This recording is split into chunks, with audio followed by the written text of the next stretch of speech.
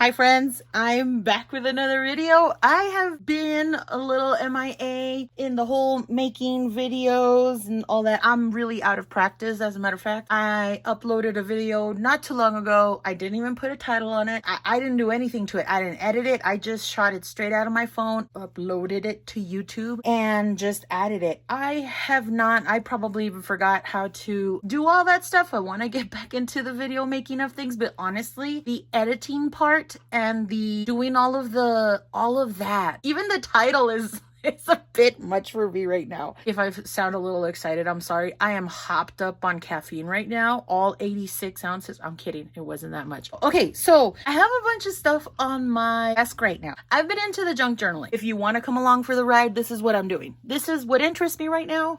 I've been in the thick of it with thinking about junk journaling, maybe doing some junk journaling. The last video I did was my share on my take on junk journaling, and the first time me using Tim Holtz products that are the found relatives and all that. I just finally put it into fruition, especially with like 3D objects. If you want to see that video, it was the one previous to this. Go ahead and check it out if you want. So that was like my first foray into like the junk journaling type of thing that I've been wanting to do for a while. The next thing I'm gonna share is I don't even know if this is going to be like a fully thought out video. Okay, it's all over the place, just like my brain right now. It is just my brain is going full speed ahead, and I'm just gonna go with it. Oh, I've been getting into junk journaling, and I decided I wanted to have a foray into the jelly printing ordeal. Here we go. We're gonna go on another tangent, people. And we would, except I don't know where I put my jelly plates. Isn't that hilarious? Okay, anyway, let's just keep it moving. I had a paper bag, grocery paper bag, and the jelly printing things. I've decorated mine. I kind of split it in half, cut all the pieces that I didn't want on it, cut it to a size that I wanted it, and I mainly used the biggest parts of the grocery bag to put together and use as my journal cover. And since I've been getting into the jelly printing business of it all, I took all kinds of papers because I didn't think I had enough paper, you know, a room full of paper, and I had to use junk. So there we go. I used my acrylics because that's what you use for the printing, apparently. I've also discovered that you can use acrylic ink and that you can use distress oxide. Anyway, scrap pieces of paper. I used them. I printed on them. I used ink, and I also took a bunch of scrapbook paper because I didn't know what to use on the jelly printing thing. Anywho, this is a stencil that I outlined. I outlined it with acrylic marker. This is just me playing because I didn't know what it was going to end up looking like. My mistake, my rookie mistake, was that I did it on, not that I did it on scrapbook paper, but that I gessoed all of the pages, front and back. So this is me just experimenting with the paints. Here I used some stencils on some Amy Tangerine paper. I don't know if you can see. I didn't gesso it all the way, and so you can see the half lemons on here. The print is still coming out through. And then I used paint, and then I used a different colored green to get a stencil, and then this is the other side of it. So I made myself a junk journal album, and I didn't do the most professional type of bindings because I was only going to initially make these two signatures on both ends. See these little skinny ones? I did those two babies thinking that it would alligator mouth into something bigger, so I gave them space. However, I found all of this stack of papers after thinking that I had used all of the scrapbook page jelly printing papers, and so I made this one big honkin' thing a signature itself. A signature is a group of pages, just like they bind a book. So that's what it is, and then I stitched it here on the spine, and that ended up working serendipitously.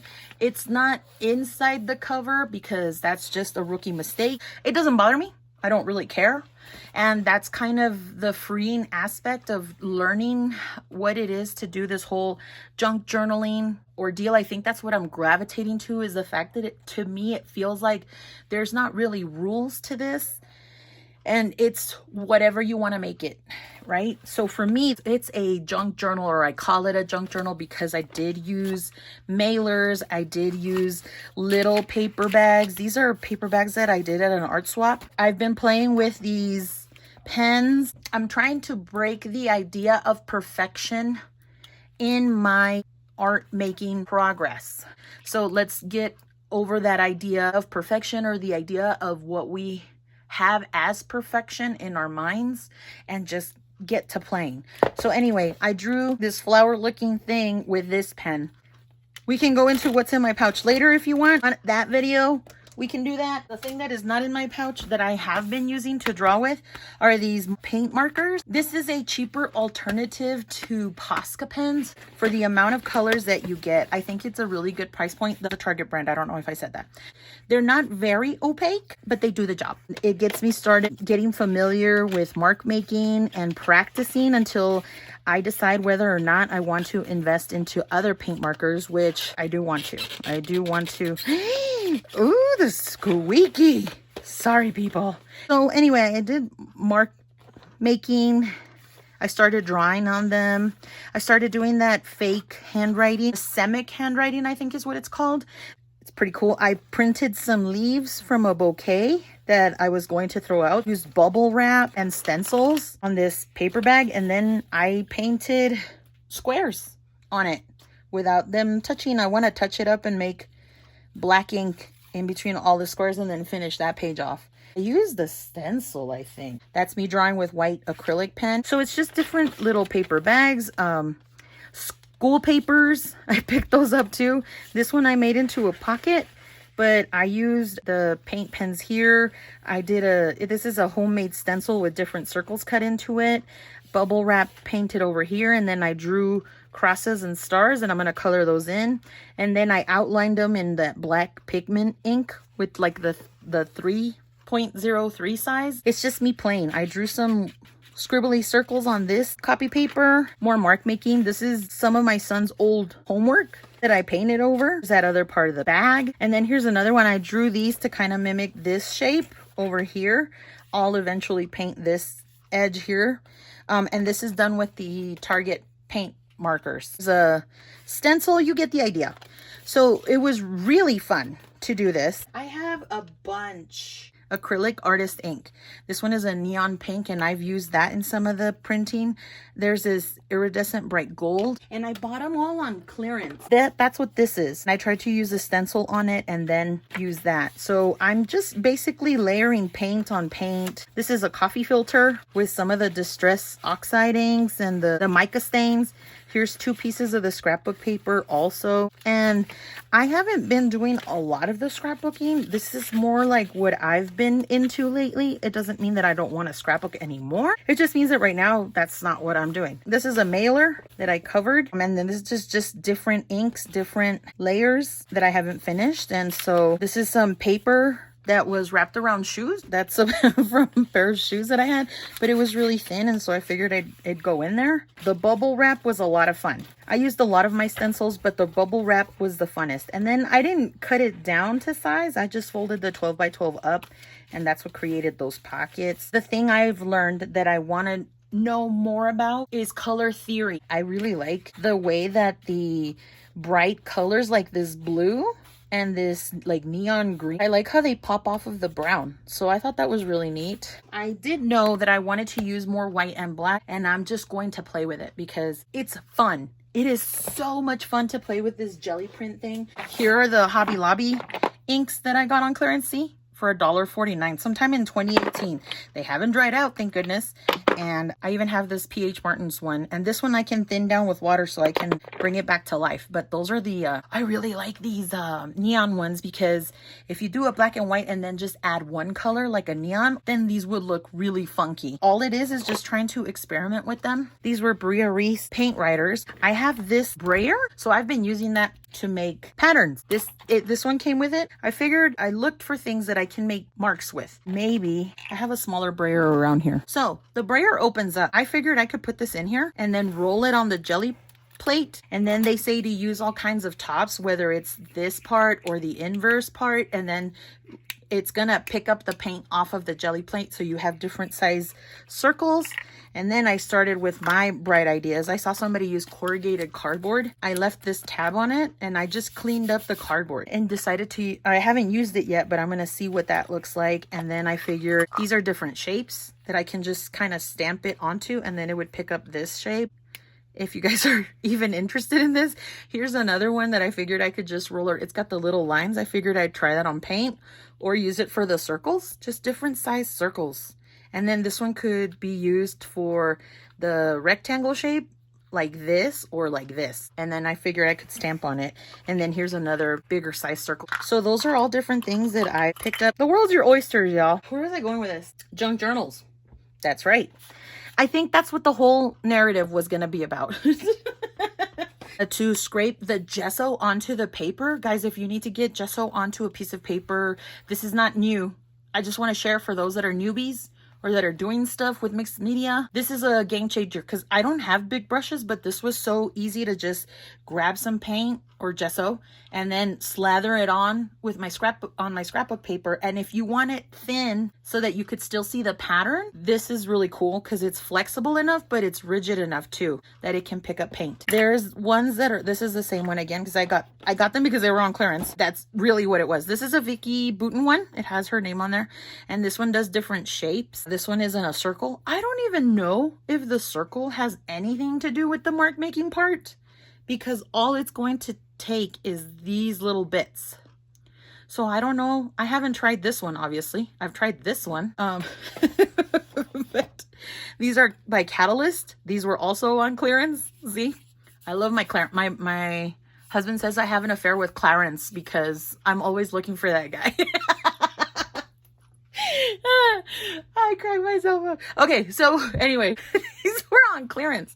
I'm not gonna pay $5 for this, but I'll pay $2 for it. A buck 25. This is how long I've had them, and now I'm using them. I really want to get myself a bigger brayer, maybe a 4-inch. I want like a 4-inch brayer or a 6-inch brayer. Another thing, Louisa Heinzel is I just really look up to her and her art and her mixed media-ness and the way she just gets into it. You can also use these, as you can see, I already used this one. You can dip it into the Gelli ink thing, but also you can cut them and then make shapes with them and glue them onto a piece of cardboard or craft foam and then make flower shapes. If you fold it like this, this can be a petal. So if you glue them concentrically, right, in a circle, sorry, I hit the thing, there's a flower stamp that you can use, and you can use over and over again without having to ruin a rubber stamp or an acrylic stamp. And then what am I using it for? I don't know yet. I've just had a lot of fun adding ink to it. It's a homework page from my kid, and I had already Gelli printed this side.